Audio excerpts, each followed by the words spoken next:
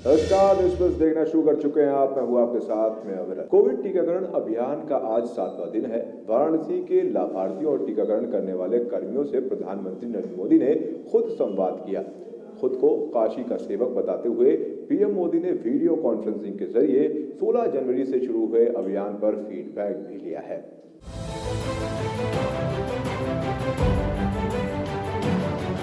Corona vaccine पर फैल रही अफवाहों के बीच प्रधानमंत्री मोदी अपने संसदीय क्षेत्र वाराणसी में वैक्सीन लगाने वालों और इसके लाभार्थियों से बातचीत की है। पीएम मोदी ने वीडियो कॉन्फ्रेंसिंग के जरिए स्वास्थ्य कर्मियों से सीधे बात की है। इस दौरान वैज्ञानिक, राजनेता, अधिकारियों के साथ साथ वो लोग भी कार्य में शामिल रहे जो दुनिया के सबसे बड़े टीकाकरण अभियान को सुचारू रूप से चलाने में अहम भूमिका निभा रहे हैं। प्रधानमंत्री मोदी से बातचीत के दौरान एक आशा कार्यकर्ता ने उन्हें वैक्सीन के लिए शुक्रिया कहा तो पीएम मोदी ने जवाब देते हुए कहा कि इसके असली हकदार कोरोना वॉरियर्स हैं। इस दौरान पीएम मोदी ने कहा कि वैक्सीन बनाने में अहम योगदान वैज्ञानिकों का है जो कि आधुनिक भारत के ऋषि हैं। पीएम मोदी ने आगे कहा कि किसी भी वैक्सीन को बनाने के पीछे हमारे वैज्ञानिकों की कड़ी मेहनत होती है। इसमें वैज्ञानिक प्रक्रिया होती है। वैक्सीन के बारे में निर्णय करना राजनीतिक नहीं होता। हमने तय किया था कि जैसा वैज्ञानिक कहेंगे वैसे ही हम करेंगे। प्रधानमंत्री मोदी ने कहा कि पहले चरण में वाराणसी में 15 टीकाकरण केंद्रों पर 20,000 से अधिक स्वास्थ्य पेशेवरों का टीकाकरण किया जाएगा।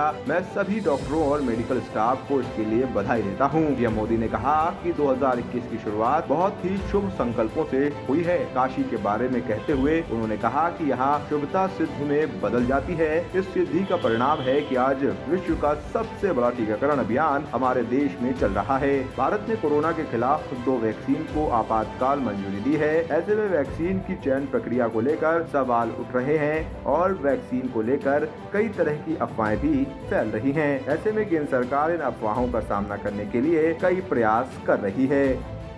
Bureau report, news plus. राजधानी में ट्रैफिक नियम तोड़ने वालों की अब खैर नहीं है। यातायात नियमों का उल्लंघन किया तो पता भी नहीं चलेगा, आपका चालान हो जाएगा। स्मार्ट सिटी के तहत इंटीग्रेटेड ट्रैफिक मैनेजमेंट सिस्टम चालान इसी हफ्ते से शुरू होने जा रहा है।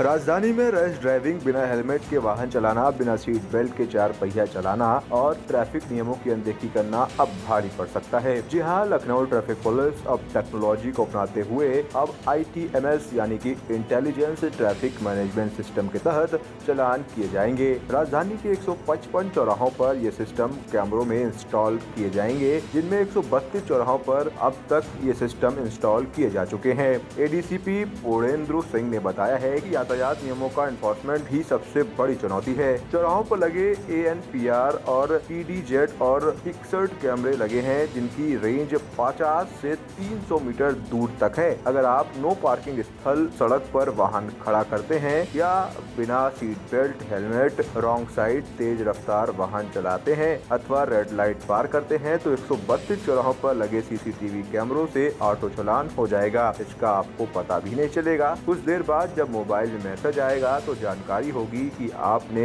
किस नियम को तोड़ा है और कितना चालान करना होगा। नियमों का इन्फोर्समेंट ही सबसे बड़ी चुनौती थी और जैसा कि MB एक्ट के प्रावधान थे कि 1-2 मामले छोड़ के सभी मामलों में सब इंस्पेक्टर ही चालान कर सकता था और उसके लिए गाड़ियों को रोकना, फिर उनसे उनका परिचय लेना, उनकी गाड़ियाँ पूछना। आपको खूब अच्छा सा अनुभव होगा कि इस मामले में कई बार विवाद होते थे। पुलिस के साथ लोगों ने भद्रता की, कई जगहों पर पुलिस ने भद्रता की। इन सब चीज़ों को देखते हुए टेक्नोलॉजी के इस्तेमाल पर दिमाग लगाया गया और एक ITMS जो सॉफ्टवेयर था, इंटेलिजेंट ट्रैफिक मैनेजमेंट सिस्टम, उसको हम लोगों ने इंस्टॉल कराया जो 155 चौराहों पे प्रपोज्ड है, जिसमें से 132 चौराहों पे वो लग चुका है, लगातार काम कर रहा है। इस दौरान हम 3-4 चीज़ों को मैनेज करते हैं उनसे। हम लाइट के सिग्नल को मैनेज करते हैं, हम ट्रैफिक का सर्विलांस करते हैं, साथ ही साथ चालान भी करते हैं। और शहर के 10 चौराहे ऐसे हैं, सड़कें हैं जिस पर हमने ओवर स्पीड के भी चालान शुरू कर दिए हैं। तो ये सारी चीज़ें जो हैं एक टेक्नोलॉजिकल एस्पेक्ट में हमारी मदद करने के लिए लगाई गई। इनका जो कनेक्शन है वो भारत सरकार के मोर्थ के डाटा बैंक से है जो वाहन है, और हम गाड़ी का नंबर जैसे ही कैमरा अपने आप रिकॉग्नाइज करता है उसका डाटा तुरंत हमारे सॉफ्ट सिस्टम पे आ जाता है और जो वायलेशन कैमरे में पकड़ा गया रहता है उससे रिलेटेड धाराओं का चालान उसका जनरेट करके NIC के माध्यम से उस व्यक्ति के रजिस्टर्ड मोबाइल नंबर पे हम तुरंत मैसेज भेज देते हैं।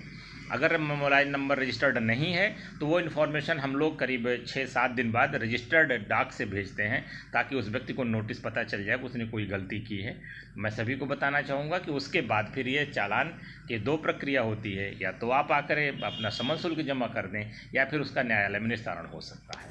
उत्तर प्रदेश में 18 जनवरी से 17 फरवरी तक सड़क सुरक्षा माह चलाया जा रहा है। यातायात निदेशालय उत्तर प्रदेश पुलिस की ओर लोगों से ट्रैफिक रूल्स फॉलो करने की अपील की जा रही है। न्यूज़ प्लस के लिए लखनऊ से अभिषेक पांडे की रिपोर्ट।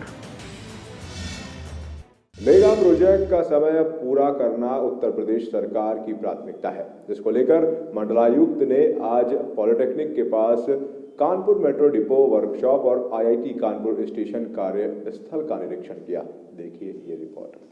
नवंबर 2021 के महीनों में किया जाएगा और वाणिज्य परिचालन जनवरी 2022 तक शुरू करने की कार्ययोजना है। कानपुर के लिए 40 ट्रेनों का इस्तेमाल किया जाएगा। ये संख्या अगले 20 वर्षों के लिए पर्याप्त है। अगर आगे अतिरिक्त आवश्यकता हो तो ट्रेनों की संख्या बढ़ाई जा सकती है। मेट्रो रेल के सहयोग से सिटी बस समस्त metro station shuttle city bus सेवा प्रारंभ करने के लिए कार्ययोजना तैयार कर रही है। प्राथमिकता खंड आईआईटी से मोतीझील के लिए सभी मेट्रो स्टेशनों के लिए शटल बस सेवा उपलब्ध होगी। इसके लिए कमिश्नर ने एमडी-सिटी बस और पीडी मेट्रो को निर्देश दिया है कि आम जनमानस से सुझाव प्राप्त करने के लिए सभी मेट्रो स्टेशन के पास के सभी क्षेत्रों में एक हाउस टू हाउस सर्वे किया जाएगा, ताकि लोगों को मेट्रो का अधिक से अधिक उपयोग करने के लिए प्रेरित किया जा सके। न्यूज़ प्लस के लिए कानपुर से अविरल गुप्ता की रिपोर्ट।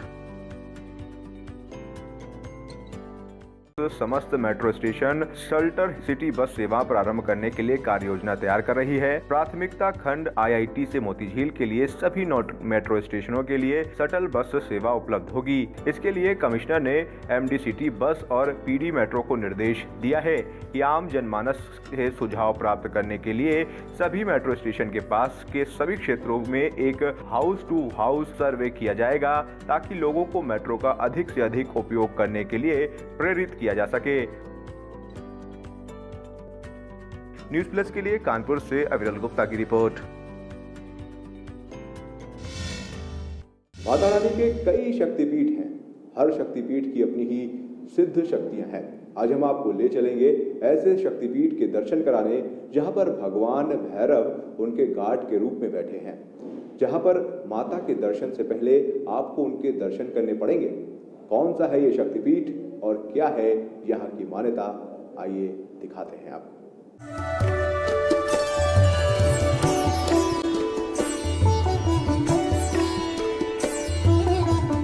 शाकुंभरी देवी मंदिर देवी दुर्गा का शक्तिपीठ मंदिर है। ये मंदिर जसमोर गांव सहारनपुर से 40 किलोमीटर दूर उत्तर प्रदेश भारत में स्थित है। ये मंदिर सहारनपुर के प्रसिद्ध मंदिरों में से एक है। शाकुंभरी देवी मंदिर को कब और किसने बनाया ये ज्ञात नहीं है, परंतु माना जाता है कि शिवालिक पर्वत श्रृंखला के बीच में स्थित ये मंदिर मराठों द्वारा निर्मित किया गया था। इस स्थान पर हिंदू देवी देवताओं के 2 महत्वपूर्ण मंदिर हैं। एक देवी शाकुंभरी का समर्पित है तो दूसरा भूरा देव को, जो कि भगवान भैरव को समर्पित है। भगवान भैरव को देवी के गार्ड के रूप में माना जाता है। कहा जाता है कि जहाँ शिव होंगे वहीं शक्ति होगी और जहाँ शक्ति होगी वहाँ शिव होंगे। पौराणिक कथा के अनुसार एक बार दुर्गम नाम के राक्षस ने भगवान ब्रह्मा जी की आराधना की। दुर्गम की आराधना से खुश होकर ब्रह्मा जी ने उसको वरदान दिया कि वो किसी देवता से युद्ध में नहीं हारेगा और चारों वेद व पुराण भी दे दिए। दुर्गम ने वरदान प्राप्त करने के बाद अत्याचार करना शुरू कर दिया और इंद्र, वरुण आदि देवताओं को अपना बंदी बना लिया, जिसकी वजह से धरती पर कई वर्षों तक वर्षा नहीं हुई और